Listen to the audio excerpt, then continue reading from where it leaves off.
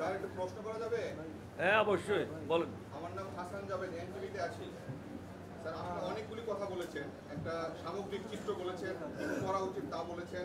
ইতিমধ্যে আপনারা ৮৩ দফা প্রস্তাবনা দিয়েছিলেন, সেদিন আমিও ছিলাম।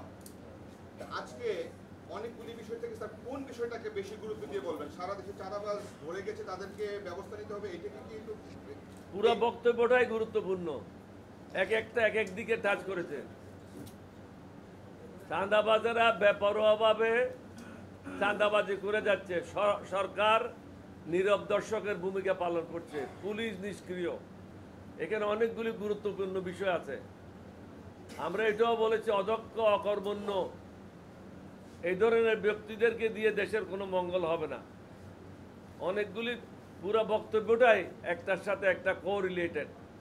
আপনি সব জিনিসটা যদি একসাথে পড়েন এটাতে একটা মিনিং পাবেন। প্রত্যেকটা যদি আলাদা আলাদা পড়েন তাহলে জনগণ বিভ্রান্ত হবে।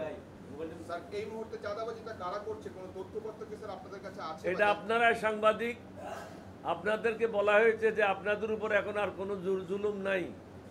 আপনারা সন্ধানী রিপোর্টের মাধ্যমে এই সমস্ত চাঁদাবাজদের জনগণের সামনে নিয়ে আসেন, সরকারকে সাহায্য করেন। স্যার ভারতের প্রতিরক্ষা মন্ত্রী রাজনাথ সিং এর একটা বক্তব্য আপনি বোধহয় শুনেছেন যে ভারতের সামরিক বাহিনীকে প্রস্তুত থাকতে বলেছেন, এই বিষয়ে আপনার প্রতিক্রিয়া কি?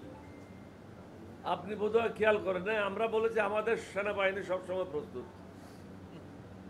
আর দ্বিতীয়ত স্যার আরেকটা বিষয় হচ্ছে স্যার রবীন্দ্রনাথের জাতীয় সঙ্গীত নিয়ে আপনার আপত্তি আপনি বক্তব্যে বলেছেন, এটা কেন রবীন্দ্রনাথ হিন্দু হওয়ার কারণে নাকি 1905 সালে সেই জাতীয় সঙ্গীত লেখা হয়েছিল যুবঙ্গকে? আপনি কি বাংলাদেশে থাকেন না বিদেশে থাকেন? স্যার আমি আপনার প্রতিক্রিয়া আচ্ছা ঠিক আছে, আমি এটা প্রতিক্রিয়া দিয়েছি, আপনি শুনেন নাই, সেজন্য আমি 3টা কারণে বলেছি এই জাতীয় সঙ্গীত গ্রহণযোগ্য না।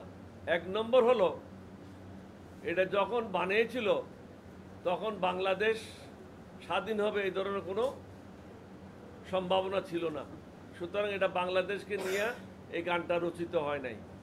2 নম্বর হলো বাংলাদেশের কোনো নাগরিক এই গানটা রচনা করে নাই। 3 নম্বর হলো এই গানটাতে সুরটা নকল করা হয়েছে। সুতরাং এই ধরনের বিভ্রান্তিকর জিনিসগুলি নিয়ে যদি জাতীয় সঙ্গীত হয় তাহলে এটা আমাদের সমগ্র জাতির জন্য অপমানজনক। Thank you.